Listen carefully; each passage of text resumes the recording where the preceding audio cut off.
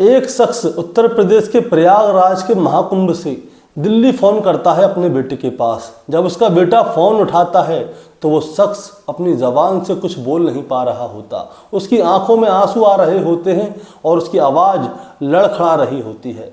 तब उसका बेटा पूछता है कि पिताजी क्या हुआ, आप ऐसे रो क्यों रहे हैं। तो वो आदमी बोलता है कि बेटा, तुम्हारी माँ पिछले 15 घंटों से मिल नहीं रही है। मैंने उसको सब जगह ढूंढ लिया, आसपास का जितना एरिया था सब जगह देख लिया, पता नहीं अचानक से क्या हुआ, भीड़ का रेला आया और उसमें तुम्हारी माँ अचानक से गायब हो गई। मैं उसे ढूंढ ढूंढ के परेशान हो गया हूँ, पर तुम्हारी माँ अब तक मुझे कहीं नहीं मिली। और उसका बेटा कहता है कि पिताजी आप चिंता मत कीजिए, आप घबराइए मत, माँ तुम्हें मिल जाएगी, आप चिंता नहीं कीजिए। आसपास में जो पुलिस चौकी हैं, आसपास में जो लोग हैं, आप उनसे पूछिए, हो सकेगा तो जल्दी से जल्दी माँ मिल जाएगी। अब जब बेटा अपने पिता को दिलासा दे देता है तो उसका पिता जो है फ़ोन काट देता है। उसके बाद में अपनी पत्नी को ढूंढने लगता है। अब जो बेटा है वो अपने छोटे भाई को कॉल करता है। वो बताता है कि जब माँ पिताजी महाकुंभ गए हैं नहाने के लिए तो माँ जो है अचानक से गायब हो गई है। अब माँ गायब हो गई है तो ये लोग क्या करते हैं, अपने मामा को फ़ोन करते हैं। मामा को भी ये वाली बात बताते हैं कि माँ पिछले 15 घंटे से गायब है, पिताजी का रो रो के बुरा हाल है, उन्होंने हर जगह ढूंढ लिया लेकिन जो माँ है वो कहीं नहीं मिल रही। हमें ऐसा करना चाहिए, हम सब लोग उत्तर प्रदेश के प्रयागराज के महाकुंभ में चलते हैं और अपनी माँ को ढूंढकर लाते हैं।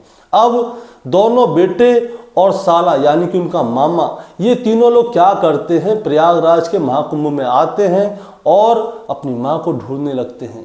अब माँ को ढूंढ रहे थे तो उनको कई घंटे बीत जाते हैं और आखिरकार इनकी माँ जो है इनको मिल जाती है।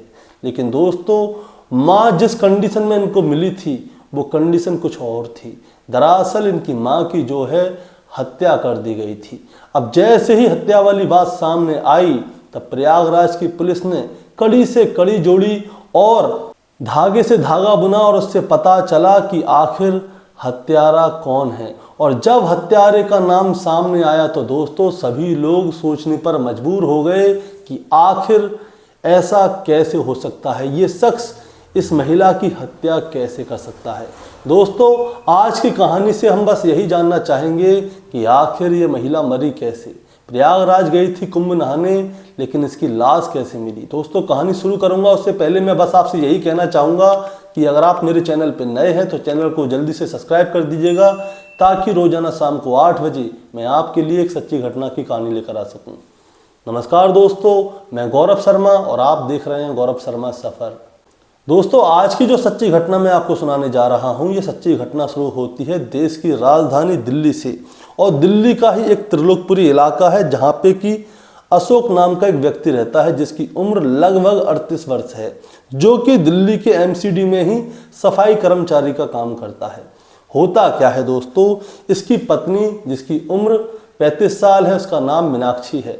मीनाक्षी अपने पति अशोक से बार बार कहती है कि देखो सभी लोग महाकुंभ में जा रहे हैं, सब लोग नहाकर आ रहे हैं, देखो कितना अच्छा लग रहा है। न्यूज़ पर, सोशल मीडिया पर हर जगह महाकुंभ का ही नाम चल रहा है, तो क्यों ना ऐसा करें कि हम दोनों भी महाकुंभ जाएं और वहाँ पर नहाकर आएँ। अब अशोक 2-4 दिन तक तो बातों को ऐसे ही चलने देता है, हाँ हाँ चलेंगे चलेंगे, लेकिन आखिरकार अशोक मान जाता है। वो एमसीडी में छुट्टी की अर्जी लगाता है और उसको छुट्टी मिल जाती है। इसके बाद में अशोक और उसकी पत्नी मीनाक्षी, ये दोनों लोग 17 फरवरी 2025 को दिल्ली से प्रयागराज के महाकुंभ के लिए निकल जाते हैं, महाकुंभ में नहाकर आएंगे। अब इसके बाद ये लोग जो है 18 फरवरी 2025 को महाकुंभ में पहुंच जाते हैं। वहां पर नहाते हैं, धोते हैं कुंभ में अच्छी तरह से। लेकिन दोस्तों, होता क्या है, शाम का समय होता है और शाम के समय पे अचानक से एक भीड़ का रेला आता है और भीड़ के रेले में अचानक से जो है अशोक की पत्नी मीनाक्षी उसके हाथ से छूट जाती है, वो गायब हो जाती है। अब अशोक मीनाक्षी को जगह जगह ढूंढ रहा होता है, लेकिन मीनाक्षी उसे कहीं नहीं पाती। वो खोया पाया केंद्र जाता है, जिससे हो सकता है उन सभी से पूछता है कि मेरी पत्नी मीनाक्षी है जो दिल्ली से आई है मेरे साथ, वो मिल नहीं रही है, मेरी पत्नी को ढूंढवा दीजिए। लेकिन दोस्तों मीनाक्षी उसे कहीं पर नहीं मिलती। इनके घर पे इनके 3 बच्चे होते हैं। अब अशोक घबरा जाता है कि वो क्या करे क्या ना करे। अब इसी के बाद वो अपने बड़े बेटे अश्वनी को कॉल लगाता है और उससे कहता है कि बेटा मुझे 15 घंटे हो गए, तुम्हारी माँ को ढूंढ रहा हूँ, पता नहीं अचानक से क्या हुआ, तुम्हारी माँ एकदम से भीड़ का रेला आया था और वो तुम्हारी माँ को अपने साथ ले गया और वो भीड़ का हिस्सा बन गई। मैंने उसको जगह जगह ढूंढा लेकिन वो मुझे कहीं भी नहीं मिली। तब उसका बेटा अश्वनी उससे कहता है कि पिताजी आप चिंता नहीं कीजिए, आप वहाँ पे खोया पाया केंद्र जो है वहाँ पे जाइए, पुलिस चौकी पे जाइए, आप चिंता नहीं कीजिए, माँ मिल जाएगी, आप परेशान मत होइए। अब इसके बाद में जो अशोक है वो अपनी पत्नी को जगह जगह दर दर ठोकरे खा खा के ढूंढ रहा होता है। अब अश्वनी क्या करता है, वो अपने भाई आदर्श को कॉल करता है। वो बताता है कि माँ पिताजी जब कुंभ गए हैं तो वहाँ पे माँ अचानक से गायब हो गई है और पिताजी बहुत ज़्यादा परेशान हैं। हमें ऐसा करना चाहिए कि हम लोग प्रयागराज चलते हैं महाकुंभ और वहाँ पे अपनी माँ को ढूंढते हैं। अब ये दोनों लोग क्या करते हैं दोस्तों, ये लोग अपने मामा को फ़ोन मिलाते हैं जिनका नाम होता है प्रवेश। प्रवेश को ये पूरी कहानी बताते हैं कि माँ ऐसे ऐसे करके खो गई है, पिताजी परेशान हैं, आप जल्दी से आ जाइए, प्रयागराज चलते हैं महाकुंभ में अपनी माँ को ढूंढने जाएंगे। अब होता क्या है दोस्तों, ये लोग भी प्रयागराज पहुंच जाते हैं और सबसे पहले जाकर ये प्रयागराज के रेलवे स्टेशन पर उतरते हैं। इन तीनों के हाथ में फ़ोटो होता है और वहीं से ये सभी लोगों से पूछना शुरू कर देते हैं कि ये देखिए ये हमारी माँ है मीनाक्षी, इनकी उम्र 35 साल है और ये अचानक से खो गई हैं, क्या आपने इनको कहीं पे देखा है। ये जगह जगह पे अपनी माँ की फ़ोटो दिखाकर ढूंढ रहे होते हैं। इनके हाथ में एक तख्ती होती है, उसके ऊपर फ़ोटो लगा देते हैं, उसके नीचे लिख देते हैं ये मीनाक्षी हैं, ये दिल्ली से आई हैं त्रिलोकपुरी से और ये खो गई हैं, जिस किसी को मिले वो हमें बता दें। अब दोस्तों ये लोग खोया पाया केंद्र में जाते हैं। खोया पाया केंद्र में जाके अनाउंस करवाते हैं, उनसे पूछताछ करते हैं कि कोई आया कि नहीं आया, लेकिन इनको कहीं से कोई जानकारी नहीं मिलती। अब इसके बाद ये क्या करते हैं दोस्तों, ये दारागंज थाने पहुंच जाते हैं और दारागंज थाने में जाकर अपनी माँ का फ़ोटो दिखाते हैं और इनसे कहते हैं कि ये मेरी माँ है जिनका नाम मीनाक्षी है, जिनकी उम्र 35 साल है। ये दिल्ली के त्रिलोकपुरी से आई थी महाकुंभ में नहाने के लिए मेरे पिताजी के साथ, लेकिन ये अचानक से गायब हो गई हैं। अब जब ये लोग मीनाक्षी की फ़ोटो को पुलिस वालों को दिखा रहे होते हैं तभी एक पुलिस वाला उस फोटो को देख लेता है।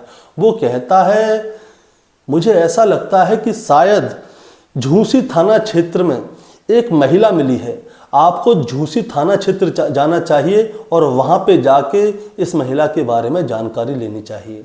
अब दोस्तों अश्वनी, आदर्श और उसका मामा ये लोग क्या करते हैं, ये सीधे झूसी थाने जाते हैं क्योंकि इन्हें एक लीड मिल गई थी कि एक महिला मिली है, हो सकती है कि शायद वो इनकी माँ हो, इसी की वजह से इनके मन में खुशी हो गई। अब ये लोग दौड़े दौड़े झूसी थाना जाते हैं और झूसी थाना में जाकर बैठ जाते हैं, वहाँ पे एसएचओ साहब का इंतज़ार करते हैं। अब एसएचओ साहब आते हैं जिनका नाम होता है उपेंद्र प्रताप सिंह और ये उपेंद्र प्रताप सिंह के पास जाते हैं और उनको अपनी माँ का फ़ोटो दिखाते हैं और उनसे कहते हैं कि मेरी माँ 17 फरवरी 2025 को दिल्ली से निकली थी, 18 फरवरी 2025 को प्रयागराज पहुंच गई थी, मेरी उनसे बात भी हुई थी। वो लोग गंगा जी में महास्नान करने के लिए गए थे, लेकिन इसके बाद अचानक से मेरे पिताजी का फ़ोन आता है और वो मुझसे कहते हैं कि माँ खो गई है, भीड़ का हिस्सा बन गई है। तब मैं दारागंज थाने गया तो वहाँ पे पता चला कि आपको कोई महिला मिली है, इसीलिए उन लोगों ने मुझे यहाँ पे भेज दिया, कृपया करके मेरी माताजी को मेरे को मिलवा दीजिए। अब दोस्तों होता क्या है, जो एसएचओ उपेंद्र प्रताप सिंह होते हैं वो अपने कांस्टेबल से कहते हैं कि ऐसा करो, इनको ले जाकर हॉस्पिटल लेके जाओ और वहाँ पे देखो हमें एक महिला की लाश मिली है और इनको उस महिला की शिनाख्त करवाओ कि ये महिला उन्हीं की है या नहीं। अब ये लोग जो हैं दोनों बेटे को और उस महिला के भाई को यानी कि उनके मामा को लेकर हॉस्पिटल जाते हैं और वहाँ पे जाके दोस्तों उस महिला की जो है शिनाख्त करवाते हैं कि ये महिला कौन है। मैं आपको बताना चाहूँगा दोस्तों होता क्या है। 19 फरवरी 2025 की सुबह की बात है, लगभग 6:30 बजे का समय होता है। झूसी थाना क्षेत्र का ही आज़ाद नगर है और आज़ाद नगर की ही एक बस्ती है जिसका नाम है केवट बस्ती। वहाँ का ही एक लॉज होता है। लॉज में क्या हुआ था दोस्तों, एक आदमी होता है जिसका नाम है मोहन। मोहन जो है सुबह ही सुबह उठता है, टॉयलेट के लिए जाता है। अब टॉयलेट के लिए जैसे ही जाता है वो आदमी, तो उसे टॉयलेट का दरवाज़ा जैसे ही उसने खोला तो उसके अंदर एक महिला पड़ी हुई थी जो कि खून में लथपथ थी। अब मोहन ने जैसे ही वो महिला देखी तो उसके मुंह से चीख निकल गई, और जैसे ही चीख निकली तो मैं आपको बताना चाहूँगा इस लॉज में टोटल 3 किराएदार थे जिनमें कि एक पुलिस वाला भी था। अब जैसे ही उसकी चीख निकली तो वो पुलिस वाला और 2 किराएदार थे वो भी आ गए, और वहाँ पे आके देखते हैं कि एक महिला खून से लहूलुहान पड़ी हुई है जिसके कि शरीर पे बहुत सारे चाकू या किसी धारदार चीज़ के बार हैं।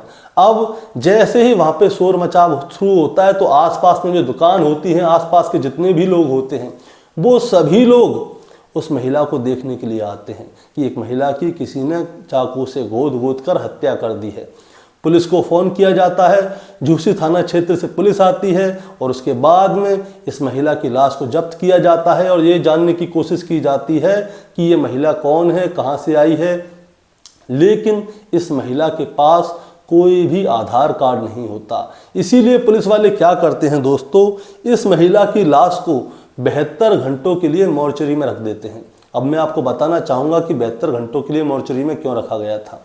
होता क्या है, कभी कभी जब जैसे ही लावारिस लाशें पुलिस को पाती हैं तो उनके परिजनों के इंतज़ार के लिए, उनकी जांच परख के लिए और उनकी पहचान के लिए, उनकी शिनाख्त के लिए पुलिस वाले क्या करते हैं, उनकी लाशों को 72 घंटों के लिए अपने पास मॉर्चरी में रख देते हैं ताकि इनके परिजन आएँ, इनकी लाश की शिनाख्त करें और इन्हें अपने साथ लेकर जाएं। अगर किसी के परिजन नहीं आते तो पुलिस वाले या कोई सामाजिक संस्था या और भी बहुत सी संस्थाएं हैं, ये लोग उनका अंतिम संस्कार कर देते हैं। अब इस महिला की लाश जो है मॉर्चरी में थी और इसके बाद में अश्वनी और आदर्श और उसके मामा प्रवेश, ये तीनों लोग मॉर्चरी में जाते हैं और मॉर्चरी में जाकर ये लाश को जैसे ही देखते हैं तो उसकी साड़ी से ही पहचान जाते हैं, और अश्वनी और आदर्श वहाँ पर फूट फूट कर रोने लगते हैं और वो कहते हैं कि यही मेरी माँ है। उन्होंने कहा पुलिस वालों ने आपने चेहरा तो देखा ही नहीं। वो कहते हैं कि हम चेहरा क्या देखें, मैं अपनी माँ की साड़ी को अच्छी तरह से पहचानता हूँ। जब भी कोई खास अवसर होता था तो मेरी माँ यही वाली साड़ी पहनती थी और ये वाली साड़ी मेरी माँ अपने साथ लेकर आई थी। अब दोस्तों ये लोग वहाँ पर फूट फूट कर रोने लगते हैं। अब वहाँ पे ये वाली बात जो है झूसी थाने के SHO उपेंद्र प्रताप सिंह को जैसे ही पता चलती है कि जो महिला है इन दोनों की माँ है, तो जो झूसी थाना क्षेत्र के उपेंद्र प्रताप सिंह SHO हैं वो उनको अपने पास बुलाते हैं और उनसे शुरू से लेकर आखिर तक की कहानी पूछते हैं कि आखिर हुआ क्या था, ये यहाँ पर कैसे आई, क्या क्या हुआ। तो वो सारी कहानी बताते हैं। तो जो SHO साहब हैं वो उनसे कहते हैं कि आपके पिताजी कहाँ हैं, आपके पिताजी से बात करवाइए, उनको बुलवाइए। अब इनके पिताजी को बुलवाया जाता है। अब पिताजी को बुलवाया जाता है तो उनसे पूछताछ होती है, और पूछताछ होती है तो जो पिताजी हैं वो कुछ बताते नहीं हैं। अब एक और बात बताना चाहूँगा, जिस लॉज में इस महिला की लाश पाई गई थी तो वहाँ पे कुछ CCTV कैमरे थे। जिस समय पे CCTV कैमरों में जो रिकॉर्ड हुआ था तो इस महिला के साथ में एक आदमी भी था। तो CCTV कैमरों की फुटेज जो है अशोक, उसके दोनों बेटे और उसके साले को दिखाई जाती है कि ये देखो तुम लोग ही आ रहे हो, अब ये बताओ कि तुम लोग यहाँ पे कैसे आए। एक और बात मैं आपको बताना चाहूँगा, जिस लॉज में ये लोग रुके थे उस लॉज में इन लोगों ने अपनी ID नहीं दी थी। अब अशोक से ये भी पूछा जाता है कि तुमने ID क्यों नहीं दी थी और इस लॉज का रास्ता तुम्हें किसने बताया था। अब अशोक शुरुआत में तो कुछ बताता नहीं है, लेकिन जब पुलिस सख्ताई बरतती है तो अशोक शुरू से लेके आखिर तक की कहानी बताता है कि आखिर हुआ क्या था और इसने अपनी पत्नी की हत्या क्यों की थी। अब दोस्तों अशोक से पूछा जाता है तो अशोक बताता है कि अशोक का दिल्ली की ही एक महिला के साथ अवैध संबंध चल रहे थे और इसकी खबर उसकी पत्नी मीनाक्षी को हो गई थी।